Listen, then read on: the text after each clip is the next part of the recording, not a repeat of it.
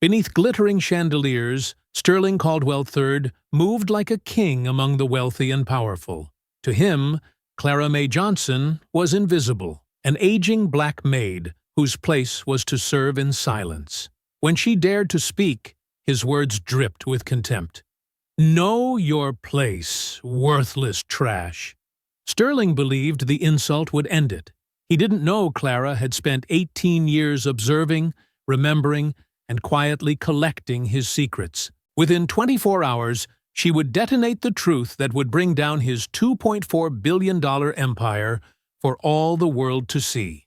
Before we go any further, comment where in the world you are watching from, and make sure to subscribe, because tomorrow's story is one you don't want to miss. The crystal chandeliers cast golden light across Sterling Caldwell III's penthouse living room, where New York's elite mingled with practiced ease. Clara Mae Johnson moved smoothly between clusters of designer gowns and tailored suits. Her serving tray balanced with the precision of her 18 years' experience.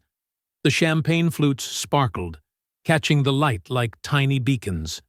A sudden commotion broke the carefully orchestrated atmosphere. The young server, Marco, barely 20 and new to the job, stumbled. Time seemed to slow as the champagne arced through the air, landing with a splash on Senator Whitmore's expensive suit jacket. I'm so sorry, sir," Marco stammered, his face draining of color. Before anyone could react, Sterling's hand shot out like a viper, grabbing Marco's starched collar. The boy's feet nearly left the ground as Sterling slammed him against the mahogany bookshelves. Books trembled on their shelves, and Marco's eyes went wide with terror. Clara didn't think. She just moved. Setting her tray on a side table, she stepped forward with her palms raised. "Mr. Caldwell!" Sterling spun around, his face twisted with rage. His arms swept out, catching Clara's retrieved tray with deliberate force. The crash echoed through the suddenly silent room as crystal shattered across the parquet flooring. Champagne splattered Clara's pressed uniform, and a sharp edge caught her wrist. "Know your place, worthless trash!" Sterling's voice cut through the air like a whip. "People like you serve, not speak." Nervous laughter rippled through the crowd. Women hidden behind perfect makeup averted their eyes. Men studied their shoes or their drinks. The sound of breaking glass seemed to echo endlessly as the remaining flutes rolled and shattered. Sterling's expensive Italian shoe nudged a surviving champagne flute toward where Clara knelt. "Since you're already on your knees, finish the job." His voice dripped with cruel amusement. Police Chief Donnelly appeared at Sterling's side, placing a steadying hand on his shoulder. The chief's face was carefully blank, but his eyes held a warning, not for Sterling, but for anyone who might object. Harold Blaine, Sterling's CFO, watched the scene unfold with clinical detachment, making mental notes about liability and damage control. Through the corner of her eye, Clara caught Senator Whitmore's swift exit through a side door, leaving his champagne-stained jacket as someone else's problem. The senator's departure spoke volumes about the power dynamics in the room. Blood trickled down Clara's wrist, but she kept her voice steady as she turned to Marco, who stood frozen against the bookshelf. "Kitchen, cool water," she said softly, her eyes never leaving Sterling's face. She noted everything about him in that moment, his stance, his expression, the way his keycard fob dangled carelessly from a crystal hook on the nearby wall. Clara knelt carefully, gathering the larger pieces of broken crystal. Her movements were deliberate and efficient, a lifetime of practice evident in every motion. The security cameras mounted in the corners caught her attention, their lazy sweep of the room, the predictable pattern of their rotation. Her mind catalogued these details automatically, filing them away like photographs. The head housekeeper's voice cut through the tension. "Reset for dessert service. Fresh glasses now!" The command broke the spell, and conversation gradually resumed. The wealthy guests turned back to their discussions of charity galas and market futures, the recent unpleasantness already fading from their carefully curated reality. Clara moved methodically around the room, wiping down the smoked glass coffee table until it gleamed. She straightened the imported silk pillows on the leather sofas, each movement precise and controlled. Her breathing steadied as she worked, though her pulse still thrummed steadily in her throat. Sterling had already reclaimed his domain, his perfect white teeth flashing as he laughed with a group of investors. His performance was flawless. The benevolent host, the successful businessman, the philanthropist. But Clara saw past the facade now, past the expensive suit and practiced charm. The sting of humiliation settled deep in her chest, transforming into something harder and colder with each passing moment. She wheeled her cart toward the service hallway, every turn of the wheels measured and quiet.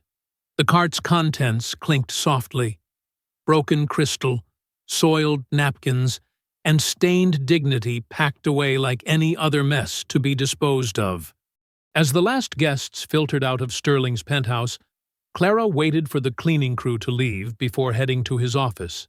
The heavy wooden door clicked shut behind her, and she breathed in the lingering scent of expensive cologne and leather. Her wrist still stung where the crystal had cut her earlier. The office was a monument to power. Floor-to-ceiling windows overlooking Manhattan, awards mounted on Brazilian rosewood walls, and a desk that could have paid her rent for a year. Clara moved methodically, starting with the windows and working her way in. Each surface got the same careful attention, regardless of what had happened earlier. That was her way. When she reached the desk, she crouched to wipe underneath the drawers, her cloth catching on something. A metallic click made her freeze. The bottom drawer's false panel had shifted, revealing a hidden compartment. Clara's heart picked up speed as a flash drive tumbled onto the desk, labeled simply A. Insurance. Next to it lay a stack of contracts, each bearing unfamiliar company names and offshore addresses. She held perfectly still, listening. The penthouse was silent except for the soft hum of the climate control system. Moving carefully, she slipped the drive into her pocket and returned the contracts exactly as she'd found them. The false bottom clicked back into place with a gentle push. Clara finished cleaning the office as if nothing had happened, her movements unchanged but her mind racing. When she finally stepped into the service elevator, she pulled a spare sock from her tote bag and tucked the drive inside, burying it beneath her change of clothes. The elevator descended 60 floors, stopping occasionally for other service workers. Clara kept her expression neutral, though her fingers never left the strap of her tote. Once in the basement, she pulled out her phone and composed a text to V. Reyes. 3 years ago, she'd helped V escape through the service entrance when Sterling's security had tried to break up a union meeting. Now, it was time to call in that favor. "I have something," Clara typed, then hit send. The subway platform was crowded with late-night workers heading home. Clara boarded the first train, then transferred at Jackson Heights. She switched trains again at Roosevelt Avenue, doubling back once to ensure she wasn't followed. Her tote stayed pressed against her side the whole time. V's apartment building in Queens was a walk-up with peeling paint and sturdy locks. Clara climbed 5 flights, her legs burning by the time she reached V's door. Before she could knock, the door opened to reveal V's sharp features and concerned expression. "You okay?" V asked, ushering her inside. "You never text this late." "I'm fine," Clara said, though her wrist throbbed. "But I need help." A woman Clara didn't recognize sat cross-legged on V's worn couch, a laptop balanced on her knees. "This is Priya," V explained. "She's good with computers. Like, really good." Priya barely looked up, her fingers moving steadily across the keyboard. "The laptop's clean," she said. No Wi-Fi, no Bluetooth, no connections to anything. Whatever you've got, we can look at it safely. Clara pulled out the sock and extracted the flash drive. Priya handled it like it might explode, inserting it into a separate device before connecting to her laptop. Making a perfect copy first, she explained. Never work with the original. Files began populating the screen. Spreadsheets, PDFs, folders within folders. Priya's expression grew more focused as she navigated through them. Offshore accounts, she muttered. Lots of them. Shell companies, fake charitable foundations, safety inspection reports with different dates on the same documents. Stop, V said suddenly, pointing at the screen. Go back to that one. D. Rourke Consulting LLC. That's Chief Donnelly's company. He runs it through his wife's maiden name. Clara leaned closer. The spreadsheet showed regular payments, 6 figures each, flowing from Sterling's various entities to the LLC. He's on the payroll, she said quietly. A locked folder marked List A refused to open, demanding a passphrase. Priya made 3 copies of everything, storing them on separate encrypted drives. Whatever's in there, he wanted it protected, she said. But we've got more than enough without it. They gathered around V's kitchen table. The laptop's glow the only light besides the street lamps outside. V pulled up Sterling's schedule on her phone. He's opening the stock market next week. Big PR event, lots of cameras. Perfect timing, Priya said, typing notes. We release these files in waves, starting small, building up to the biggest hits right as he's smiling for the cameras. But what if they trace it back? Clara asked, thinking of the security cameras, the army of lawyers at Sterling's disposal. V's smile was grim.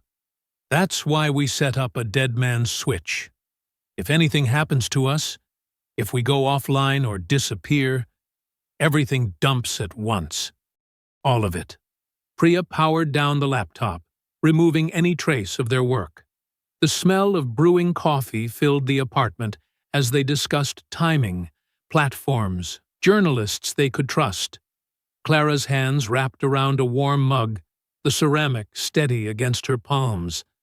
The cut on her wrist had stopped bleeding, but the memory of Sterling's voice, "Know your place," still echoed in her mind. As dawn approached, they gathered around Priya's laptop again.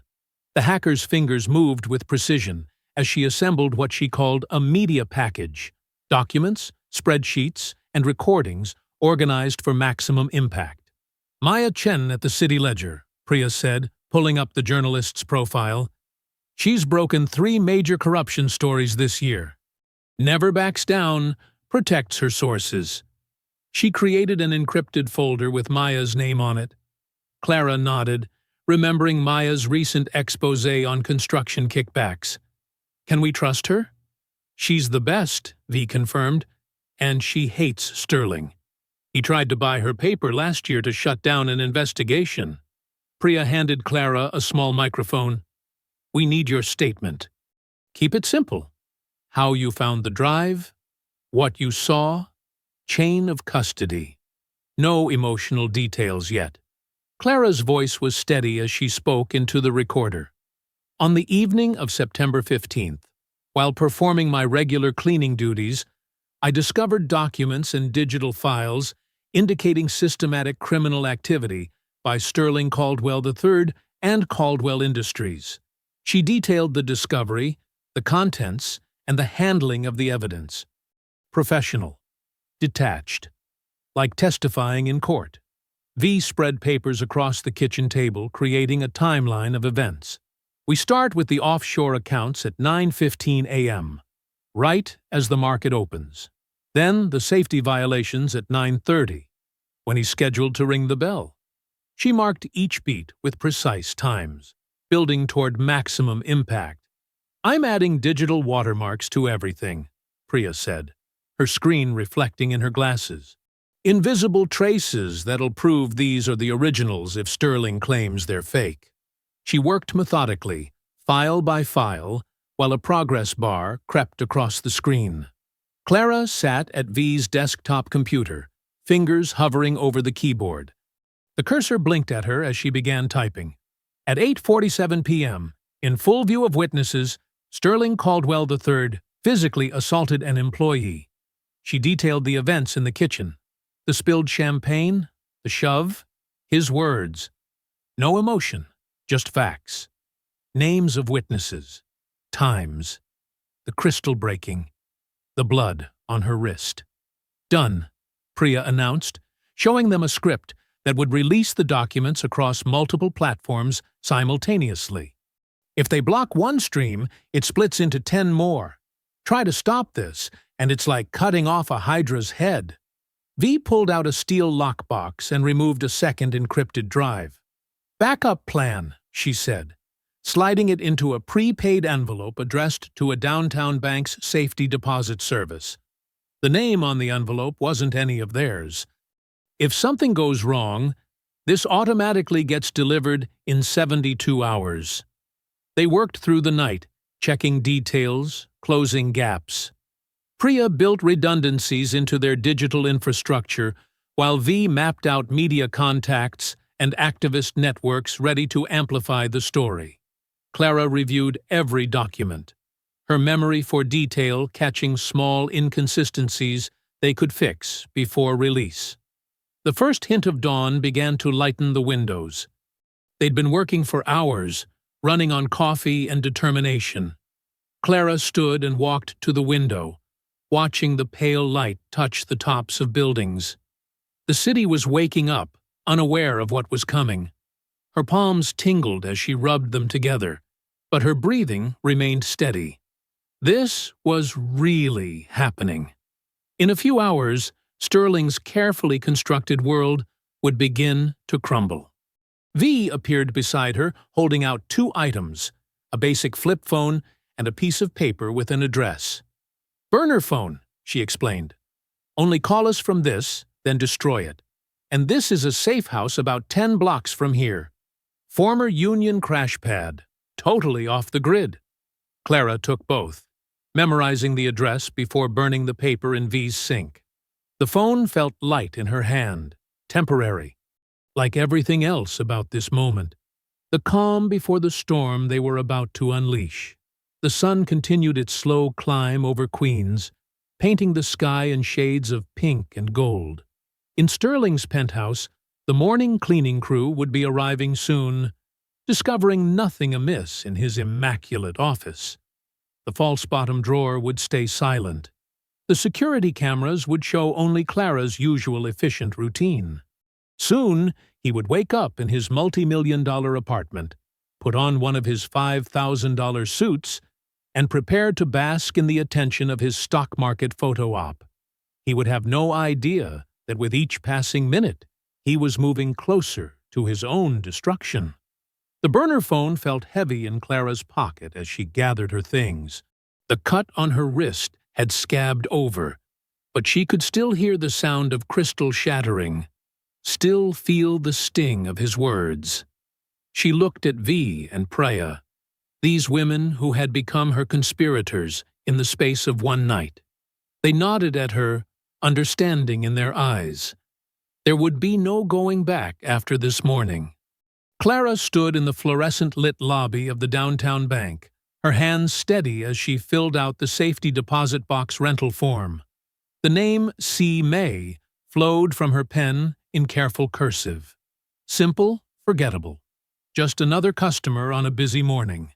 The bank clerk barely glanced at her ID, more interested in his coffee than verification. "Box 2174, he droned, sliding a key across the counter. "Follow me, please." In the vault room, Clara waited until the clerk left, before removing the clone drive and a sealed envelope from her bag. The affidavit inside detailed everything: the discovery, the contents, the witnesses at the gala. Her signature at the bottom used her real name. This was her insurance, her proof that she'd acted deliberately and in sound mind. She placed both items in the box, closed it with a soft click, and locked away this piece of protection. The key felt small in her palm, Another secret to carry, another layer of security. Outside on the crowded sidewalk, Clara blended into the rush of morning commuters. The September air held a hint of autumn, but she felt a drop of sweat roll down her back when her personal phone buzzed in her pocket. The landlord's name flashed on the screen. Her thumb hesitated before opening the text. Multiple complaints received regarding lease violations. Unauthorized business activities conducted from premises. Please respond immediately. Clara's jaw tightened. She'd lived in that apartment for 12 years without a single complaint. The timing wasn't subtle. Sterling's people were already moving fast, trying to destabilize her life. She kept walking, weaving between tourists, taking photos of skyscrapers. Her phone buzzed again, this time with a news alert. The Caldwell Industries PR Twitter account had posted a statement. Clara May Johnson has been terminated from her position due to concerning incidents of theft and emotional instability. Our legal team is fully cooperating with law enforcement regarding these serious allegations. The words emotional instability made her want to laugh. Classic playbook. Discredit the whistleblower, paint her as unstable, make her story seem less credible before it even breaks. She'd seen it happen to others who'd crossed Sterling. Her burner phone vibrated. V's message was brief. Expected. Stick to plan. Of course V would have anticipated this. She'd seen these tactics before in her union organizing days. Clara ducked into a busy cafe, the smell of coffee and pastries filling the air. She found a corner table with her back to the wall, ordered a tea she wouldn't drink, and pulled out the burner phone. Her message to Maya was equally brief. Confirm receipt. The response came quickly. 9:15 a.m. Window confirmed. Locked and loaded. Clara checked her watch. Just over an hour until everything would start. She imagined Maya in the City Ledger newsroom, probably on her third coffee, double-checking sources and preparing to light the fuse that would blow Sterling's world apart. The cafe television played a financial news channel on mute. Sterling's face appeared in a promo spot about his upcoming market bell ceremony. His practiced smile, his perfectly tailored suit, his air of untouchable authority, all of it about to crumble. Clara finished her tea, left a tip, and took a circuitous route to the safe house. She doubled back twice, rode 3 different subway lines, and walked the final 6 blocks in a pattern V had taught her to spot any tails. The safe house was a 3rd-floor walk-up in a neighborhood where nobody looked too closely at their neighbors. The key was under a loose brick by the back door, just as V had said. Inside, the apartment was spare but clean. A bed, a table, some chairs, blackout curtains already drawn. Clara's phone lit up with a notification from Priya. A simple green dot indicating all systems were ready. The scheduled posts were queued. The dead man's switch was active, and their digital arsenal was primed to launch. She opened her bag and pulled out her maid's uniform, the same one she'd worn yesterday when Sterling had humiliated her in front of his guests. The crisp black dress with its white collar, the sensible shoes, the apron with its deep pockets. For 18 years, she'd worn this uniform like armor, moving invisible through the worlds of the wealthy, seeing everything while being seen as nothing. Clara laid the uniform flat on the bed, smoothing out the wrinkles. In less than an hour, it would transform from a symbol of her submission into evidence of her resistance. The uniform that had made her invisible would help make her story impossible to ignore. She sat in a chair by the window, watching thin strips of morning light peek through the curtains. Her phones, both of them, stayed silent now. Everything was in motion. Everyone was in position. All she could do was wait for 9:15 a.m., when the first domino would fall. Clara watched the financial news live stream on Priya's secure laptop, the volume low but clear in the safe house's morning quiet. Sterling stood on the stock exchange platform, waving and smiling as cameras flashed. He looked exactly like he had in his penthouse. Untouchable. Imperial. Certain of his power. 2 minutes, Priya said from her workstation, fingers flying across 3 keyboards. Screens filled with code reflected in her glasses. V paced behind them, phone pressed to her ear. Maya's ready. City Ledger homepage is prepped. Social amplification network standing by. Clara's hands were steady in her lap. The uniform she'd laid out caught the gray morning light filtering through the curtains. She thought of the young server's face as Sterling had shoved him, of crystal shattering on parquet floors, of laughter floating like poison in the air. 60 seconds, Priya announced. First payload formatting complete. On screen, Sterling gripped the ceremonial market opening bell, his billion-dollar smile gleaming. The countdown clock ticked. 10, 9, 8. Releasing now, Priya said quietly. The first documents hit simultaneously across multiple platforms, tax records showing elaborate schemes of offshore accounts and shell companies, internal memos detailing fake charitable foundations used to launder money and dodge taxes. Within seconds, the City Ledger homepage updated with Maya's investigative piece, connecting all the dots in devastating detail. "Second wave," Priya called out, her voice tight with focus. The video started spreading, shaky phone footage of a collapsed factory in Malaysia, where underpaid workers had been forced to keep working despite structural warnings. Alongside it, leaked emails showed Sterling personally ordering safety inspection reports to be falsified. "There's the money trail," V said, watching another screen. Years of payments from Caldwell Industries to D. Rourke Consulting LLC. Regular deposits that lined up perfectly with Police Chief Donnelly's private account deposits. The stock ticker at the bottom of the financial news feed stuttered, then plunged. Caldwell Industries opened down 12% and falling fast. The anchor's practiced smile cracked as she touched her earpiece. We're getting multiple breaking news alerts regarding Caldwell Industries," she said. "We'll need to cut away from the opening bell ceremony for—" Sterling's face tightened on camera as someone whispered in his ear. The bell remained unrung. "SEC announcement incoming," Priya reported, scanning feeds. "They're launching immediate information requests to all Caldwell subsidiaries." Clara leaned forward as a new alert crawled across the screen. Breaking. Caldwell Industries board member Marlene Ash announces immediate resignation. The statement was brutally simple. "In light of serious allegations supported by compelling evidence, I can no longer in good conscience maintain my position on the board of Caldwell Industries. I have forwarded all relevant materials to appropriate authorities." "Stock's down 18% now," V said.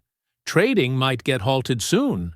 Clara watched Sterling's face on the live stream, the same face that had twisted with rage in his penthouse, that had smiled as he ordered her to clean up the mess he'd made.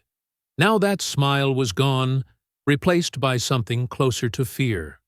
The cold satisfaction she felt wasn't quite joy. It was deeper than that, a weight lifting, a balance shifting, justice beginning to turn like a massive wheel. More board members prepping statements, Priya reported. 2 major shareholders dumping stock. Maya's piece is trending nationwide. A knock at the door froze them all. 3 slow, 2 fast. The pattern V had specified. V checked the peephole, then opened the door to reveal Andre Lewis, still in his night shift security uniform from Sterling's tower. Clara recognized him. He'd always treated the cleaning staff with quiet respect, nodding hello while other guards ignored them. "I saw what he did to you yesterday," Andre said, stepping inside. "In the penthouse. But that wasn't the first time. I've heard things, seen things, over the years." He pulled a thumb drive from his pocket, handed it to V. "Internal security footage. Multiple incidents. Audio too. He forgets the camera's record sound when he's angry." There's stuff from the executive elevator, the parking garage, his private conference room. Times and dates are all watermarked. V plugged the drive into Priya's security station for scanning. This is major, Andre, but it puts you at risk. Andre's face was calm, determined. Some risks are worth taking. When you see wrong happening right in front of you, over and over, and you do nothing. He shook his head. At some point, you're part of it. I'm done being part of it. Priya's screens filled with thumbnail previews of security videos. This is all authenticated. Clean timestamps, no tampering. This is going to destroy whatever's left of his "it's all lies" defense. Clara stood and faced Andre. "Thank you," she said simply. He nodded. Sometimes the night shift sees what the day shift pretends not to notice. Time somebody turned the lights on. Clara leaned closer to Priya's monitor as the security footage began to play. The video quality was crisp, showing Sterling's executive office late at night. He lounged in his leather chair, drink in hand, while Harold Blaine stood by the window. "The transfers are clean," Sterling said, swirling his glass. "I had our friends in security ensure the loading dock cameras have convenient maintenance periods during sensitive times." His laugh echoed through the speakers. "And the paperwork?" Blaine asked, his voice tight. "Please." Sterling waved dismissively. "Between D. Rourke's cooperation and Whitmore's." The voice that cut in came from just off camera, sharp and warning. "Sterling!" The video jumped to another clip. Priya frowned, typing rapidly. "Someone edited that section. But the timestamp shows this was just last week." "Can you recover the missing audio?" Andre asked. "Working on it. But even this mention of Whitmore." Priya's fingers flew across the keyboard. Clara's burner phone buzzed with a news alert. Caldwell Industries CEO Sterling Caldwell III to hold emergency press conference at 12 p.m. EST. "He's trying to get ahead of it," V said, reading over Clara's shoulder. "But he doesn't know what else we have." Another text came through, this one from Maya. "I'll be at the presser. Front row. Watch for me." They checked the market ticker. Caldwell Industries stock had plunged 43% since opening. Trading had been halted twice already. 3 more board members had resigned. Clara pulled out the statement she'd prepared, reading it aloud again. "I witnessed Mr. Caldwell physically assault an employee while making racist remarks. When I intervened, he publicly humiliated me and threatened my job. This pattern of abuse extends far beyond one incident." "Good," V said. "Clear, specific, impossible to dismiss as disgruntled employee talk, especially with Andre's footage backing it up." She checked her phone and stood up. "I need to step out briefly. I kept notebooks from my organizing days. One of them has details about Sterling's old password patterns. Might help crack that list of file." "Be careful," Clara said. "They'll be looking for all of us now." "I know these streets." V smiled. "Back in 30 minutes. Promise." She headed for the door. Priya moved quickly, typing commands. "Setting the dead man's switch. If anything happens to our main feeds, everything dumps automatically." She reached into her bag and handed Clara a small canister. "Pepper spray. Just in case." Clara tucked it into her pocket as they turned their attention to the press conference feed.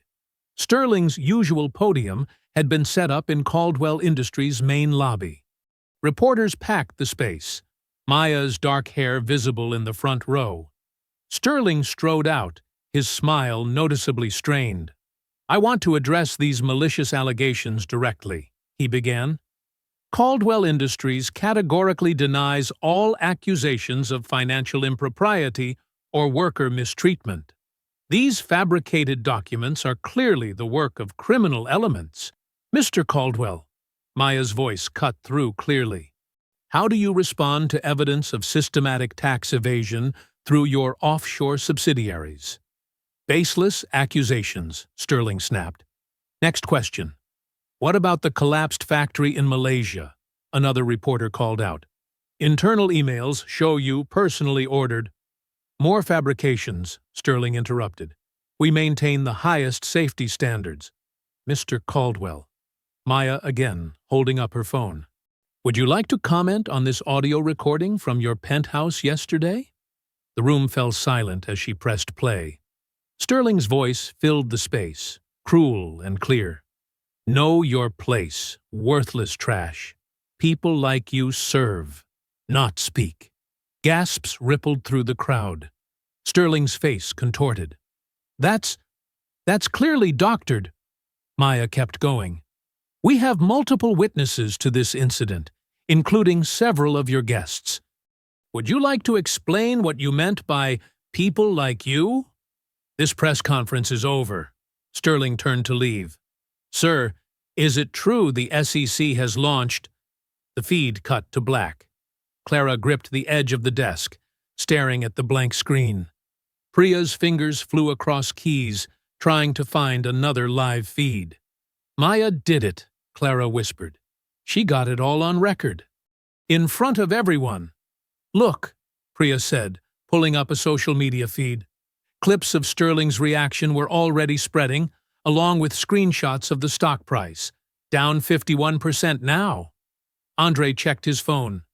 My contacts inside say he stormed straight to the executive elevator. He's calling everyone. Lawyers, board members, the police chief. No one's picking up. Clara touched the pepper spray in her pocket, thinking of Maya facing Sterling down, wondering where V was. The safe house felt smaller suddenly, the shadows in the corners deeper. Priya's screens filled with incoming data. More documents dropping.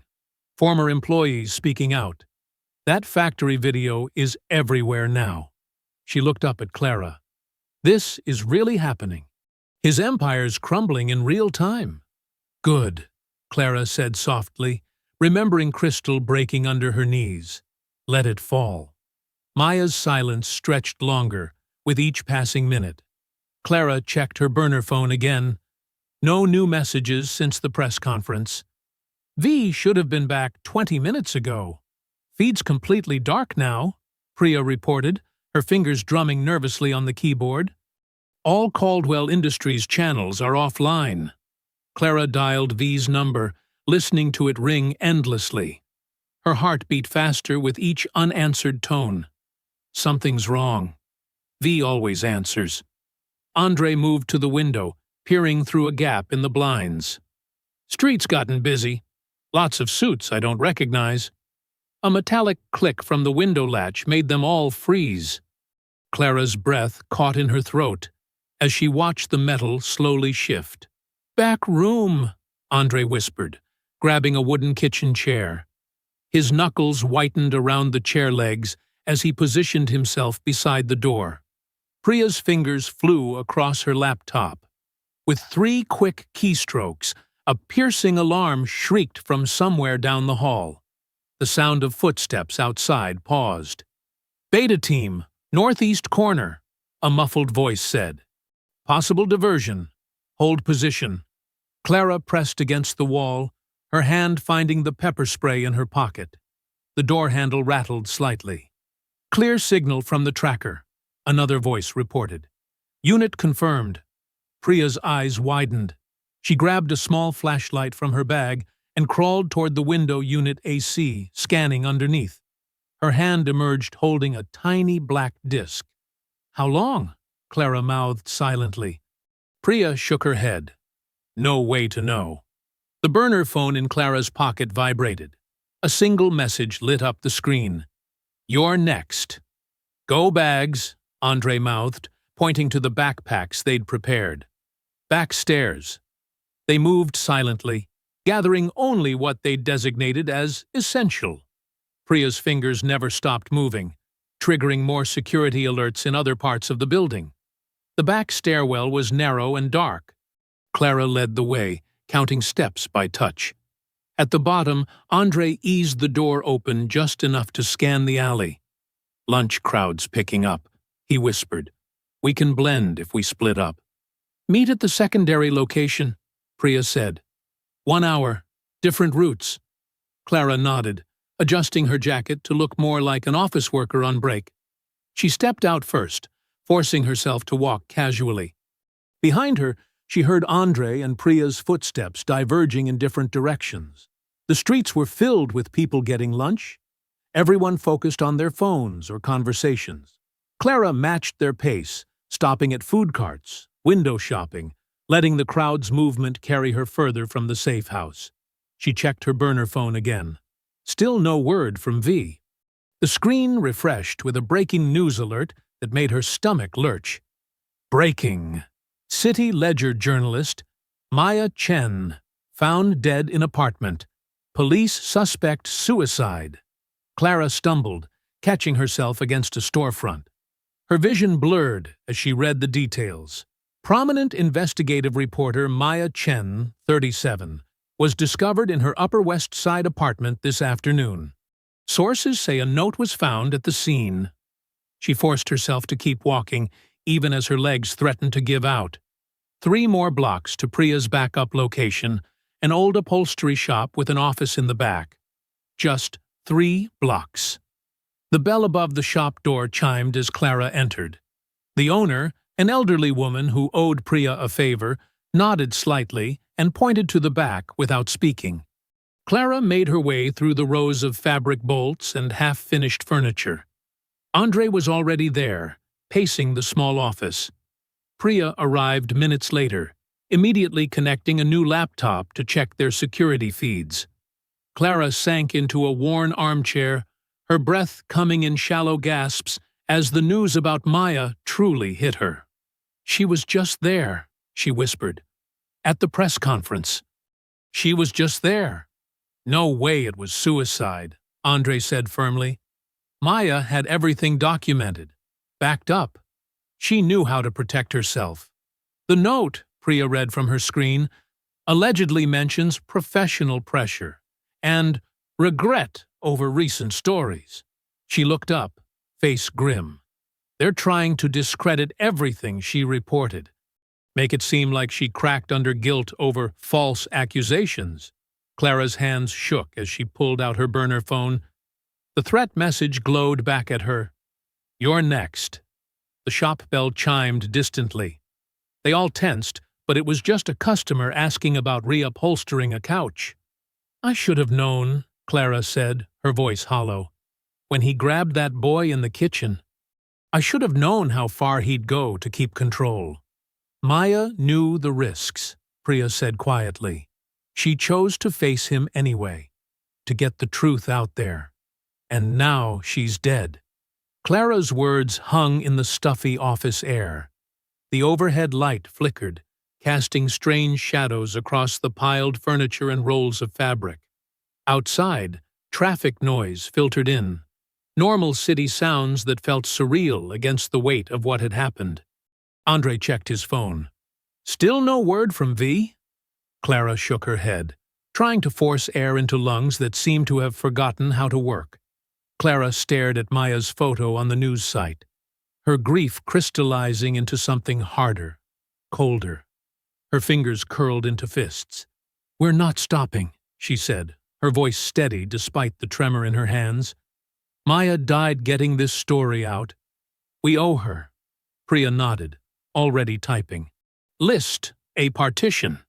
It's the key to everything. Her screen filled with code as she reopened the encryption program. Sterling would use something he couldn't forget. Something meaningful but not obvious. Tell me what you need, Andre said, pulling up a chair. Clara closed her eyes, picturing Sterling's office. There was a photo on his desk. Old sailing picture.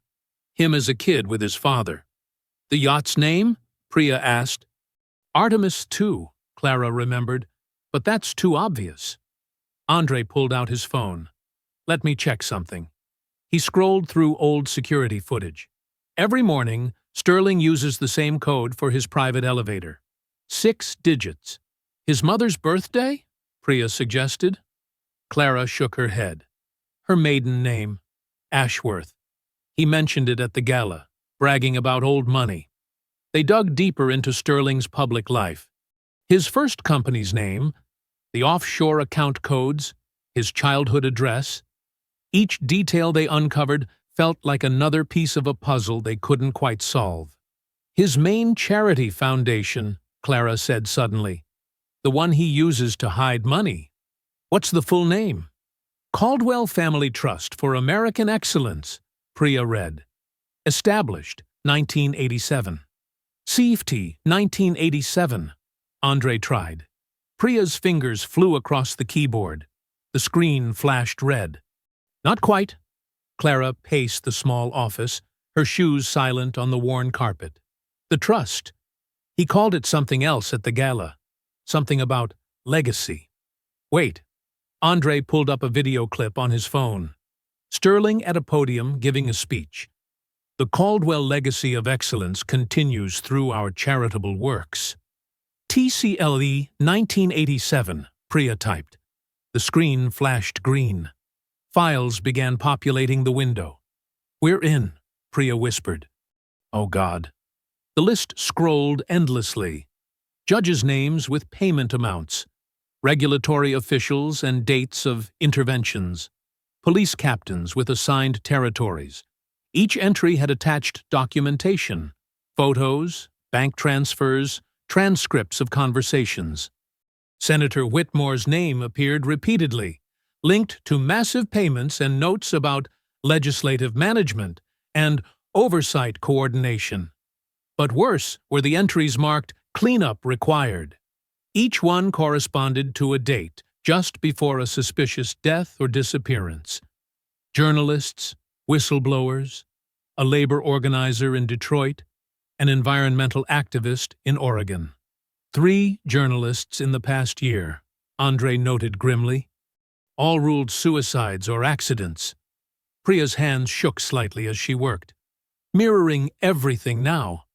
3 separate cloud vaults, different providers. Even if they find one, they won't find all 3, Clara finished. The overhead light flickered again. Outside, sirens wailed in the distance.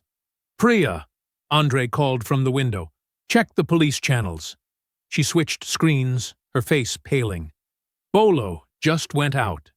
Clara May Johnson, wanted for corporate espionage, theft of trade secrets, criminal conspiracy.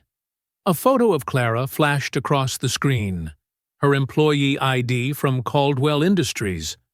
The timestamp showed it had been distributed to every precinct in the city. Sterling's attorneys filed formal charges. Priya continued reading. They're calling you a disgruntled former employee who stole sensitive documents and fabricated evidence. The shop bell chimed again. Heavy footsteps crossed the front room.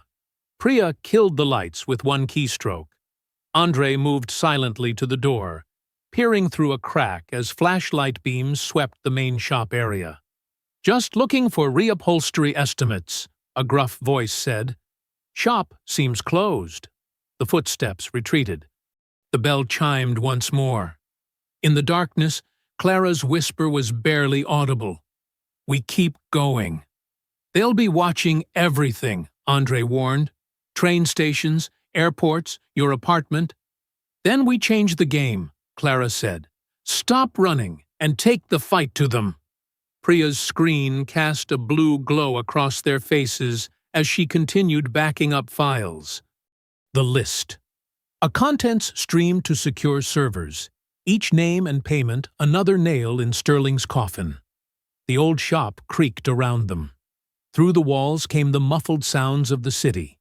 Traffic, voices, the rumble of the subway below. Normal sounds that felt like a different world now. Clara touched the screen where Maya's photo still showed in a small window. He thought he could bury this, she said softly. Bury us. Like all the others. He didn't count on you, Andre said. No, Clara agreed. He didn't count on any of us. The last files finished uploading. Priya began wiping the laptop's drive. In the darkness, they could just make out each other's silhouettes. 3 people against an empire, armed with nothing but truth and determination. The weight of Maya's death pressed against them. The threat of V's silence. The growing danger as Sterling's net tightened. But in that moment, none of them touched their phones or checked the windows. They simply breathed together in the dark, letting their resolve harden into something unbreakable. The evening sun cast long shadows through the windows of Priya's backup location, a cramped studio apartment above a laundromat. The washing machines below hummed like distant engines, almost drowning out the ring of Clara's burner phone. "Jamal?" Clara answered, recognizing her brother's number. Heavy breathing. Then a stranger's voice. "Your brother's being processed at the 47th precinct. Equipment violation. Broken tail light. Funny thing is, his truck passed inspection last week." Clara's hand tightened on the phone. "Who is this?" "Someone who knows how this ends." The voice was calm, practiced. "Walk away now, before more family members have equipment problems." The line went dead. Clara's fingers trembled as she dialed Jamal's regular number. Straight to voicemail. She tried his work phone. Nothing. "They're moving faster," Andre said, looking up from his tablet. Getting desperate. Priya's fingers flew across her keyboard. Found the arrest record. Officer Timothy Walsh, known associate of Chief Donnelly. The charge is garbage. They didn't even try to make it look real. Clara paced the small room, her shoes silent on the thin carpet.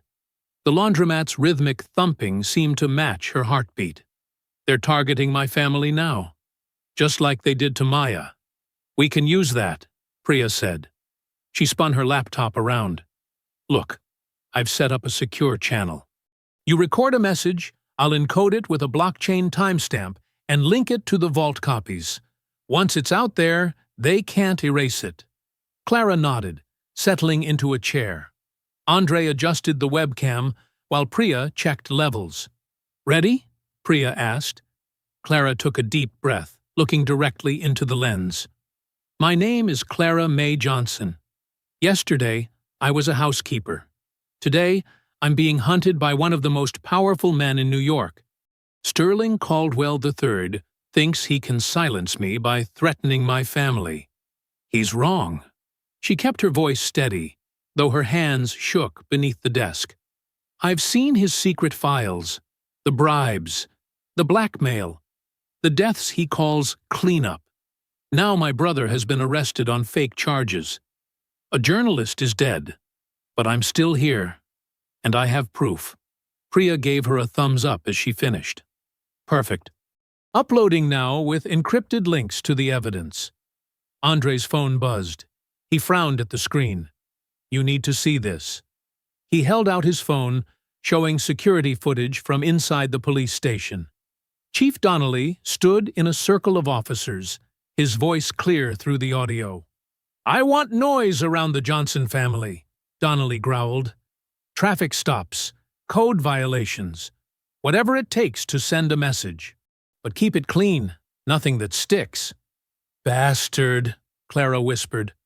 Priya's laptop pinged. She clicked through several screens before her eyes widened. "Emergency shareholder meeting tonight, 7 p.m. Sterling's trying to stop the bleeding before the market opens tomorrow." "How many guards?" Andre asked. "Standard evening shift plus private security. But I know the catering company they use. High-end events, minimal background checks on temp staff." Clara stood, smoothing her shirt. "Then that's our way in. Live stream everything. Show them exactly who Sterling Caldwell really is." "It's risky," Andre warned. "If they catch you—" "They caught my brother for doing nothing," Clara said. "At least this way we make it count." Priya opened a duffel bag, pulling out a black blazer with a catering company logo. "I can hack their staff scheduling system, add you to the evening shift. The body cam is sewn into the lapel, totally invisible." "What about V?" Clara asked softly. None of them had heard from her since she left to get her notebook. "I've got alerts set for hospitals and precincts," Priya said. "Nothing yet." Clara slipped on the blazer, checking the fit in a smudged mirror. The tiny camera lens was barely noticeable, Just another button among many. Testing feed, Priya muttered, typing commands. A small window opened on her screen showing Clara's reflection. Video and audio, both clear. Stream will go live the moment you enter the building. Andre handed Clara a folded piece of paper. Service entrance codes. Security rotation schedule. You'll have about 20 minutes between shifts at 7:15. Clara tucked the paper into her pocket, then paused. Through the window, she could see the sky darkening over the city. Somewhere out there, Jamal sat in a cell. V was missing. Maya would never file another story. The washing machines below kept their steady rhythm. Wash, spin, rinse, like a countdown. The second they realize who you are, Priya started. I know. Clara straightened her blazer. In and out. Priya nodded, handing her an earpiece small enough to vanish behind her hair. We'll be monitoring everything. First sign of trouble, you get out. The camera's invisible eye watched as Clara checked her reflection one final time. The blazer fit perfectly. Another uniform, another role to play. But this time, she wasn't serving. She was hunting. A white van with faded Metro Electronics lettering idled 3 blocks from Caldwell Tower. Inside, Priya hunched over 3 laptops while Andre tested wireless signals. The evening traffic hummed outside, masking their presence among delivery vehicles and work crews. Run it again, Andre said, adjusting his headset. Clara stood in the back of the van, smoothing her borrowed blazer. Senator Whitmore, weekly payments through shell company Highland Solutions. Judge Marcus Rodriguez, offshore account in the Caymans funded by Sterling's charity. Captain Michael Reeves. Good, Priya nodded, eyes on her screens. Natural, like you're just reading a menu. Clara practiced the hand movements, how she'd reach for her phone, pretend to check orders while actually pulling up the Lista evidence. Every motion had to look routine, invisible. The stream will push to 20 different platforms simultaneously, Priya explained, typing commands. Even if they kill the main feed, backups will keep broadcasting. They can't stop them all. Andre checked his watch, then pulled out a burner phone. He dialed a number from memory, waited 3 rings, then spoke. Package ready for inspection at the tower. Time-sensitive materials require immediate review. A pause. Yes, that location. 7 sharp. He hung up. Agent Ruiz? Clara asked. Andre nodded. She'll understand. The feds have been building a case against Sterling for months. They just needed concrete evidence. Like a live confession? Clara's voice was steady, but her fingers worried the edge of her blazer. Along with everything else we've got? It'll bury him, Priya confirmed. The van's interior felt smaller as the minutes ticked by. Clara ran through the names again, this time softer, almost a whisper. Each one represented someone Sterling had bought or threatened into silence. Each one was a link in the chain she meant to break. At 6:45, she stepped out onto the sidewalk. The tower loomed above, its glass face reflecting the sunset in sheets of orange and gold. She joined a group of catering staff filing through the service entrance, keeping her head down, movements efficient.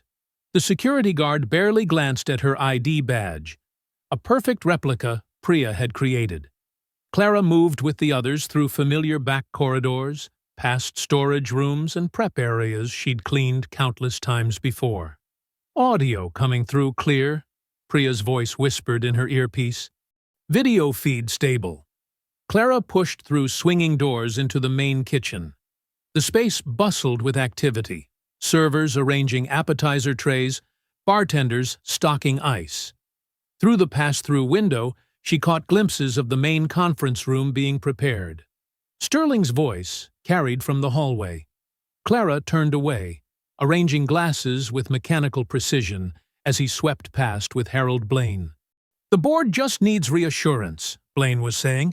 Once we explain the situation, they need to remember who built this company, Sterling snapped. Who holds their comfortable lives in his hands? Clara's phone vibrated. A text from Priya. Mic check good. Stream primed. All systems ready. The conference room filled steadily. Clara recognized faces from charity galas and dinner parties, the wealthy and powerful who'd looked away that night in the penthouse. Now they whispered nervously, checking stock prices on their phones. Security positioned themselves at each exit. Clara noted their positions as she helped set water pitchers on the long tables. Andre's intel was accurate. The shift change would come just as Sterling began his remarks. The overhead lights dimmed right on schedule. A projector hummed to life, casting Sterling's company logo across the front wall. Clara stepped back into the shadows near a heavy velvet drape, feeling the weight of the evidence in her phone, the invisible eye of the camera in her lapel. Her earpiece crackled softly. "Federal agents are in position," Andre murmured. "Agent Ruiz has a team standing by." Clara watched Sterling take his place at the podium, Harold Blaine hovering nearby like a worried shadow. The shareholders settled into their seats, faces lit by the blue glow of the presentation screen. She measured her breathing. In for 4 counts, out for 4. The same pattern she'd used while cleaning Sterling's office that first night when she'd discovered the drive. The same rhythm that had carried her through the humiliation in his penthouse. The drape's heavy fabric brushed her arm, cool and grounding. Around her, the room held its collective breath, waiting for Sterling to explain away the chaos of the past 24 hours, waiting for him to restore their faith, their profits, their comfortable illusions. Clara's hand found her phone. The names were ready. The evidence was linked. The stream was live. In the shadows, she waited for her moment. No longer a maid, no longer invisible, no longer silent. "Ladies and gentlemen of the board," Sterling began, his smile confident and practiced. "I know you have concerns." Sterling gripped the podium with manicured fingers, his knuckles white against the polished wood. "I want to address the malicious allegations that have been circulating," he said, voice smooth as aged whiskey. "Rest assured, Caldwell Industries maintains the highest standards of corporate governance." From her position near the wall, Clara watched board member Marlene Ash's face tighten. The woman who'd resigned on live television that morning now sat in the back row, arms crossed. "Our internal review process will be robust and transparent," Sterling continued. "Every document, every transaction will face proper scrutiny. Those responsible for spreading these baseless accusations will be held accountable to the fullest extent of the law." A murmur rippled through the room. Clara adjusted her grip on the water pitcher, angling her body so the lapel camera had a clear view. The live stream counter in her earpiece ticked steadily upward. Thousands watching, waiting. "Mr. Caldwell," called out James Chen, a major shareholder. "The SEC has already seized documents from 3 subsidiary offices. Are you suggesting those warrants were based on false information?" Sterling's practiced smile flickered. "The Securities and Exchange Commission often conducts routine reviews. We welcome their oversight and—" "Routine?" Another voice cut in. Patricia Walsh from the Audit Committee. "Our stock has lost 60% of its value. There's nothing routine about that." Outside in the van, Priya's fingers flew across her keyboards, monitoring the stream quality and backup channels. The feed was crystal clear, carrying every word to waiting audiences worldwide. Movement caught her eye. A figure approaching the van's side door. She reached for the panic button, then relaxed as V's face appeared in the window. Andre quickly let her in. V's left eye was swollen, and she moved with a pronounced limp, but her expression was fierce with triumph. "Got it," she whispered, pulling a USB drive from her jacket. "Internal system logs. Proves Sterling ordered security cameras disabled during special deliveries." plus records of payments to families of journalists who died mysteriously. Priya grabbed the drive, her normal cool efficiency tinged with urgency. Timestamps match our other evidence. I'll merge it into the stream queue. Back in the conference room, the questions grew sharper. Clara moved between tables, topping off water glasses, always keeping Sterling in frame. "What about the overseas factory collapse?" demanded Marlene Ash. 300 workers died because you falsified safety reports. "That facility was independently operated," Sterling snapped, his polished veneer cracking. "If local contractors cut corners—" "The contracts show direct oversight," James Chen interrupted. "Your signature is on the orders to skip inspections." Harold Blaine stepped forward, hands raised placatingly. "Perhaps we should take a brief recess to—" "No." Sterling's voice cracked like a whip. "I built this company. I made all of you rich. And now you dare question my methods?" Clara's earpiece hummed. "New evidence integrated," Priya whispered. "Stream holding steady at 50,000 viewers. Agent Ruiz's team is in position." The water pitcher felt cool and solid in Clara's hands as she moved toward the front of the room. Sterling's glass was nearly empty, the perfect excuse to approach. Her heart beat steady and strong, each pulse carrying away the last traces of fear. "You ungrateful vultures," Sterling was saying, his facade fully crumbled. "You think you can survive without me? I know where every body is buried. I know who's been paid, who's been threatened, who's been— Go!" Priya's voice came sharp and clear in Clara's ear. She stepped into the harsh glare of the podium lights, pitcher raised. Sterling's glass sat within easy reach. But this time, she did not step back into the shadows. This time, she did not look away. Sterling's words died in his throat as he recognized her. The room seemed to hold its breath. Board members, security guards, Harold Blaine all frozen in place as Clara stood her ground, the camera in her lapel recording every second. The silence stretched taut as a wire about to snap. Through her earpiece, Clara heard Priya's quick breathing, heard Andre murmuring to Agent Ruiz, heard the soft beep of viewer counts climbing higher and higher. "You!" Sterling's face contorted, but Clara didn't flinch. She'd seen his true face before in the penthouse kitchen. Now it was time for everyone else to see it too. Her hand moved toward her phone, toward the list of names and crimes that would bring his empire crashing down. In the van, Priya's fingers hovered over the final command that would blast the evidence across every platform. V pressed ice to her bruised face, watching the screens with grim satisfaction.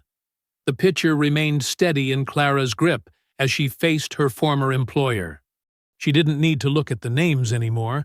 She knew them by heart, just as she knew every detail of this room, every face that had turned away that night, every moment that had led to this one.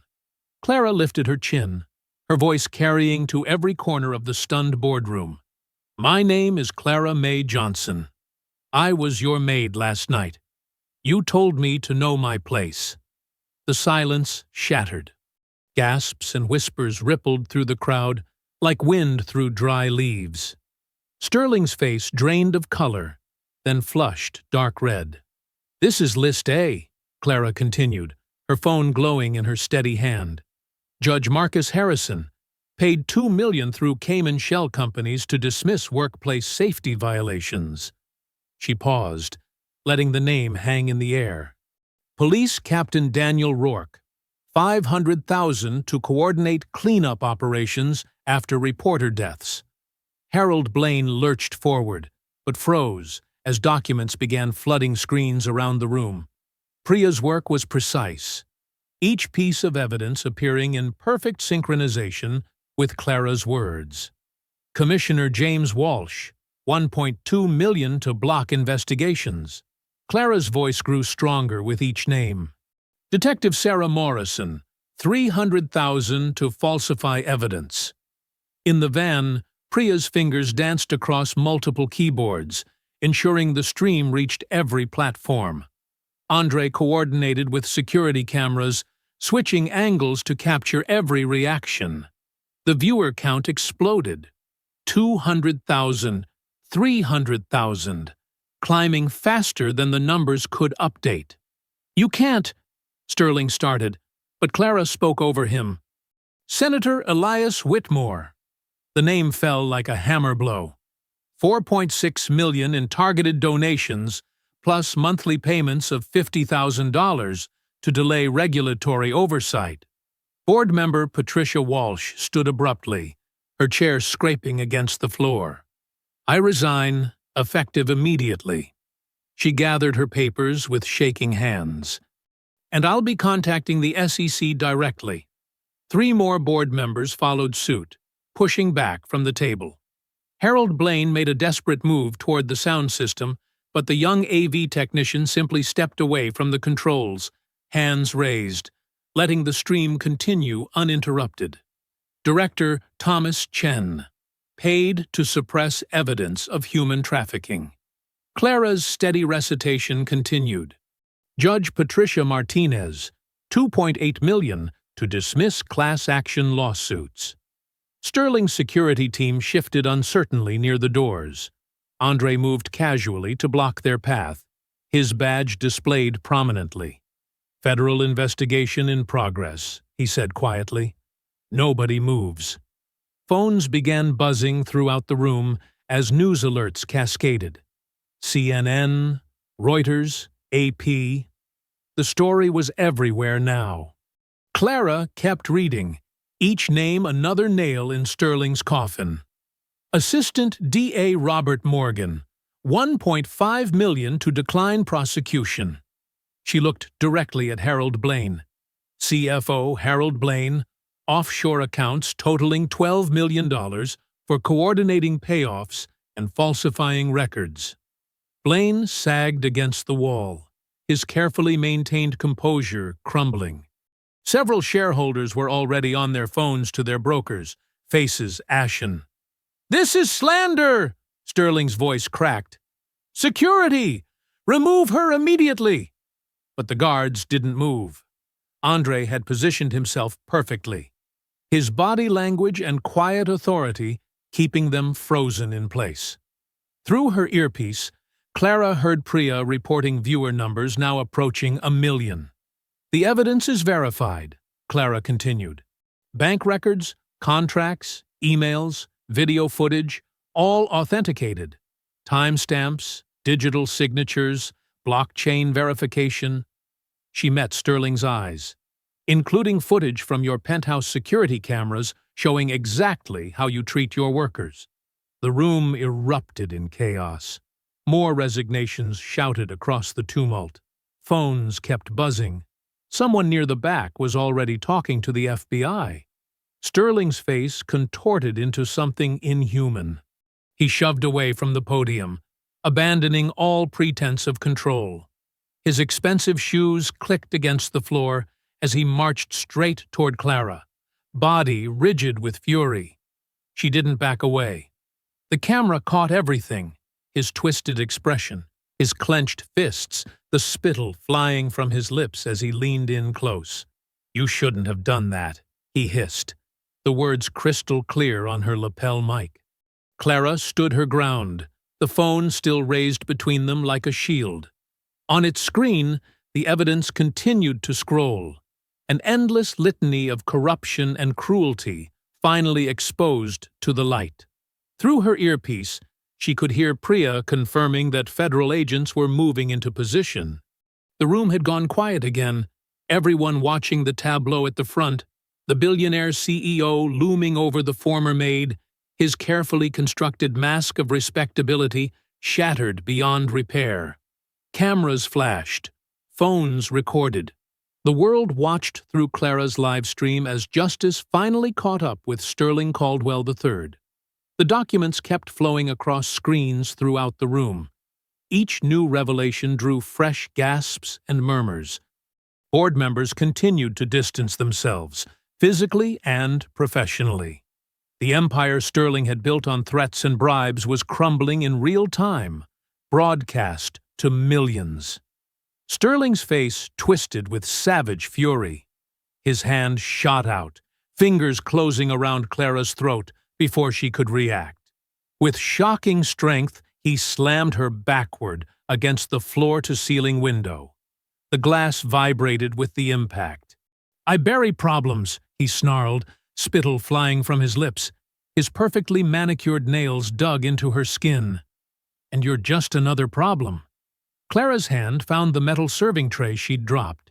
She swung it hard, catching him in the ribs with the edge. Sterling grunted, his grip loosening slightly. The sound echoed through the now silent boardroom. "Security!" someone screamed. Sterling's palm cracked across Clara's face, snapping her head to the side. Stars exploded in her vision. She tasted blood. But 18 years of hauling garbage bags and scrubbing floors had made her stronger than he expected. She planted her feet and shoved back with everything she had. Sterling stumbled backward into the window. The glass creaked ominously.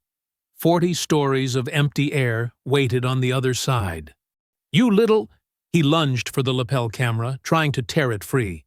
Clara trapped his wrist against her collarbone, twisted her hip, and drove her heel down onto his instep.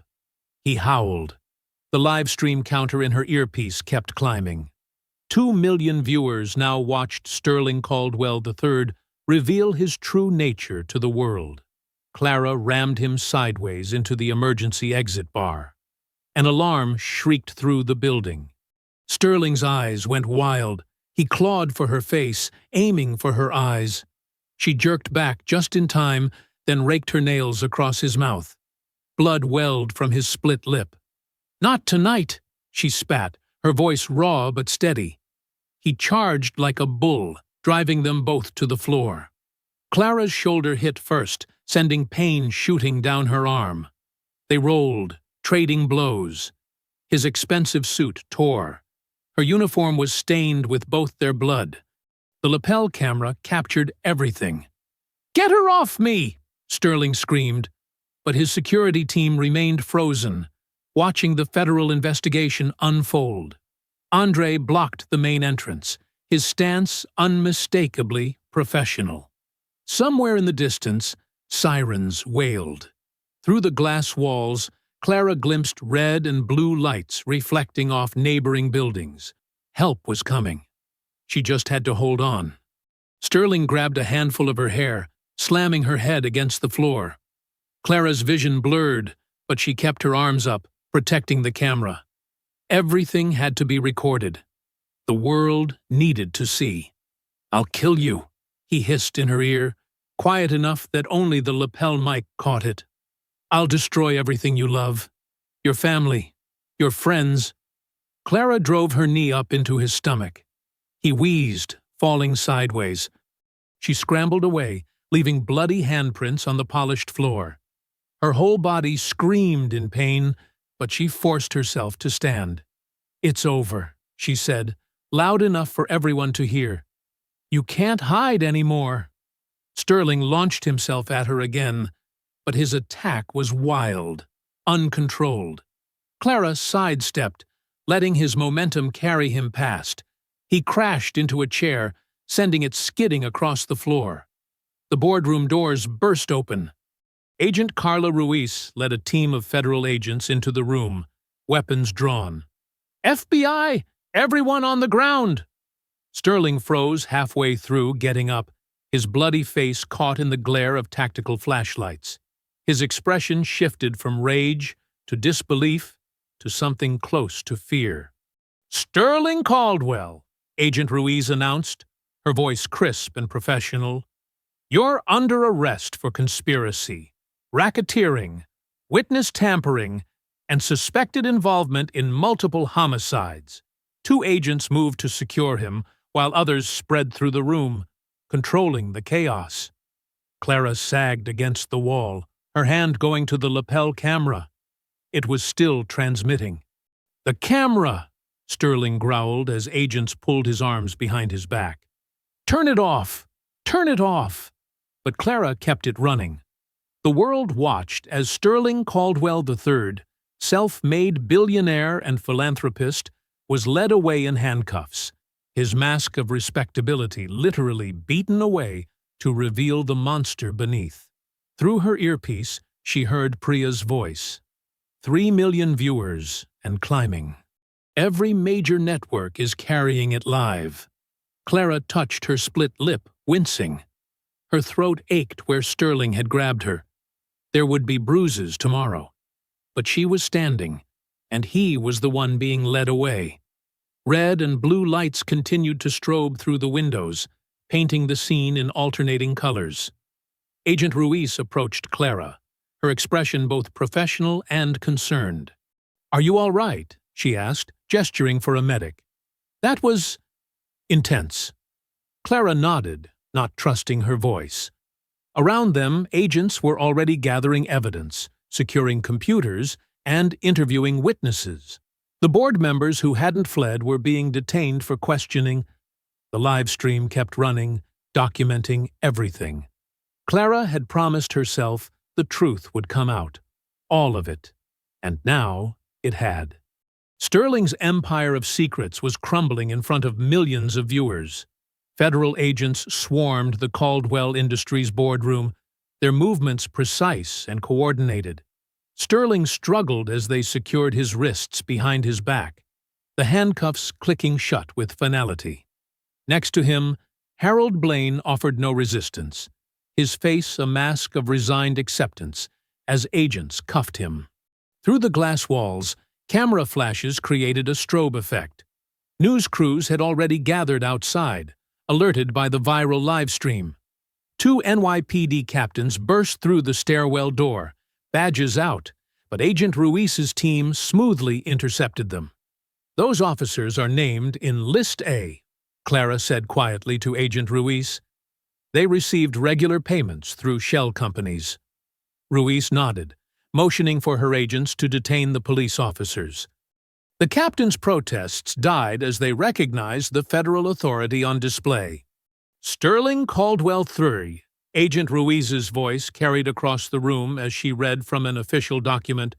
"You are under arrest for multiple federal violations, including wire fraud, money laundering, conspiracy to commit tax evasion, witness intimidation, and violations of the Racketeer-Influenced and Corrupt Organizations Act." The charges echoed through the live stream, which now displayed rolling text of bank transfers and shell company documentation. News chyrons at the bottom of screens worldwide flashed urgent updates. Breaking: Caldwell's 2.4B Empire craters amid federal raids. Sterling's face, already bruised from the fight, twisted into a snarl. "This is a mistake. Call my lawyers. Call—" "Your lawyers are currently being questioned by the SEC." Ruiz cut him off coolly. Trading in all Caldwell Industries stocks has been suspended. Clara watched as Ruiz's team worked with mechanical efficiency. Some agents gathered hard drives and documents, while others photographed the scene. Federal prosecutors were already filing emergency asset freeze motions, their timing coordinated with the arrests. Movement caught Clara's eye. Senator Whitmore, who had remained silent in the corner throughout the chaos, was edging toward a side exit. He moved carefully, trying not to draw attention. Clara noticed his hands were steady as he straightened his tie, a man used to slipping away from consequences. V appeared at Clara's side, her face still showing bruises from her earlier encounter with Sterling's men. She squeezed Clara's hand. "We got one head of the snake," she whispered. "The others will have to wait." Andre approached Agent Ruiz, his security uniform crisp despite the chaos.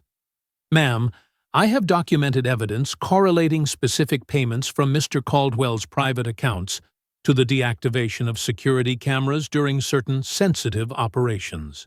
His voice was clear and professional as he detailed dates, times, and amounts. Ruiz nodded, gesturing for another agent to take his full statement. The evidence was mounting by the minute, each new piece reinforcing the others. The live stream counter showed over 4 million viewers watching justice unfold in real time. Clara touched her throat where Sterling's fingers had left marks. A paramedic tried to check her injuries, but she waved them away. She needed to see this through. Harold Blaine was led out first, flanked by agents.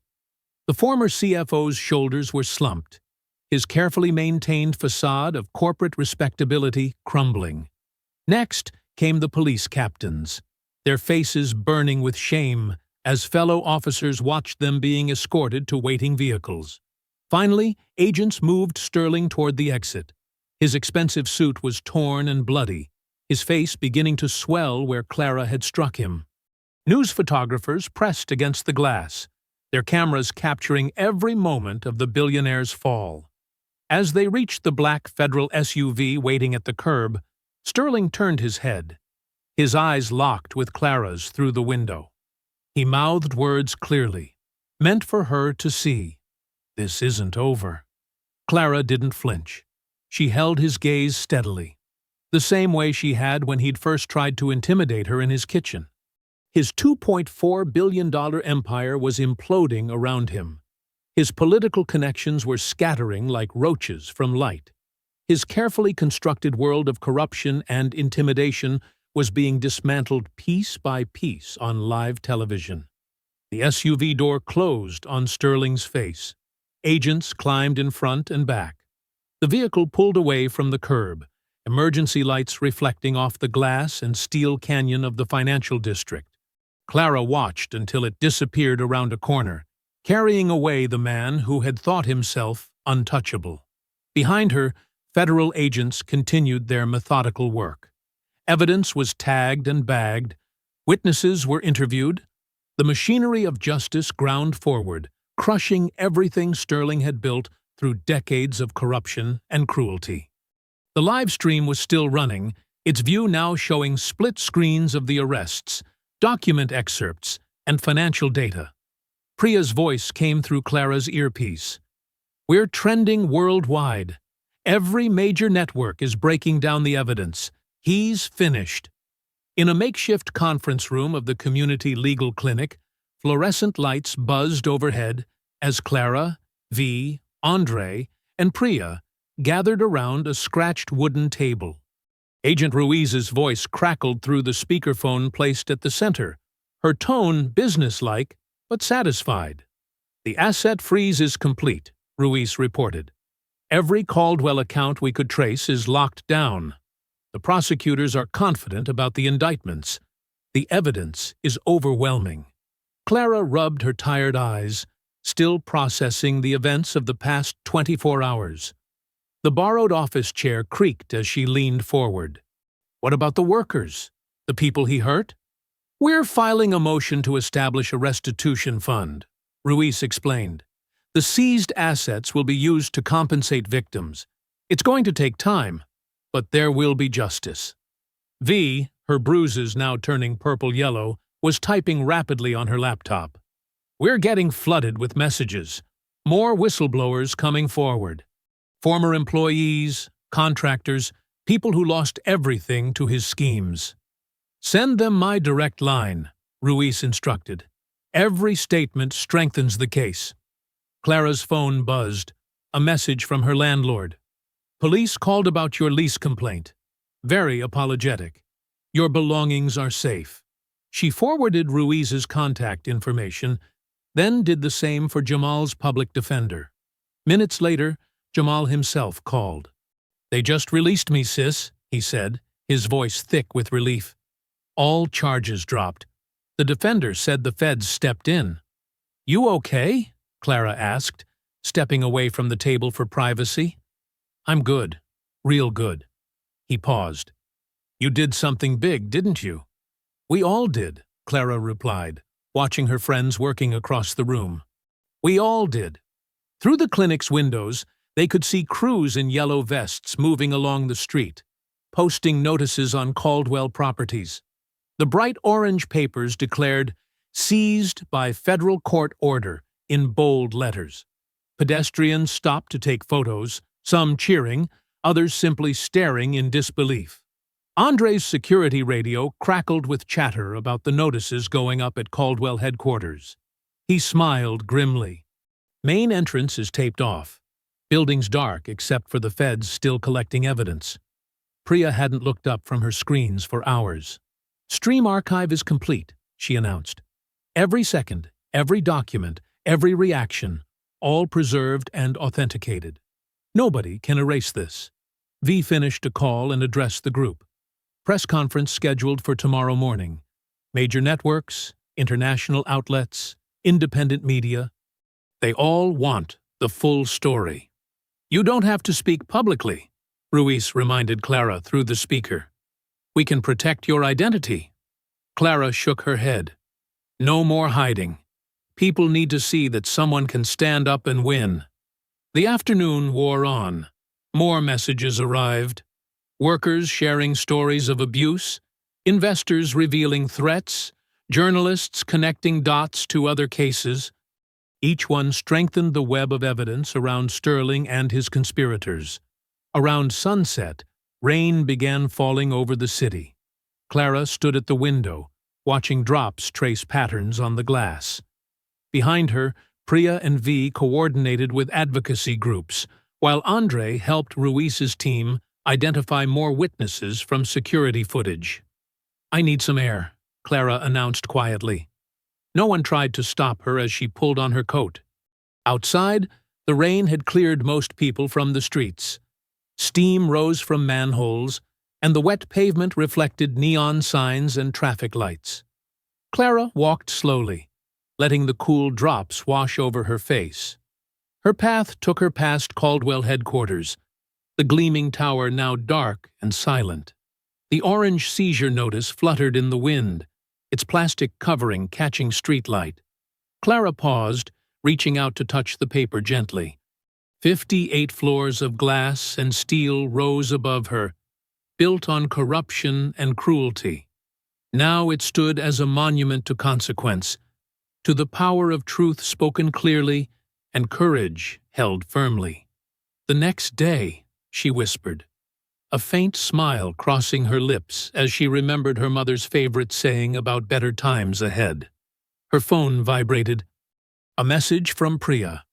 We did it. Clara's fingers moved across the screen. One down. She turned away from the tower, walking toward the subway that would take her home. The city felt different now. Not safer, exactly, but more awake, more aware of its own power to change. The rain continued falling, washing the streets clean, while all around her the vast machinery of justice and consequence ground forward, unstoppable now that it had begun to move. Traffic lights changed, trains rumbled beneath her feet. Millions of lives continued flowing through the city's arteries, but something had shifted, like the first small crack that precedes an avalanche. The rain fell harder, and Clara walked on, letting it soak into her bones. I hope you enjoyed that story. Please share it with your friends, and subscribe so that you do not miss out on the next one. In the meantime, I have handpicked 2 stories for you that I think you will enjoy. Have a great day.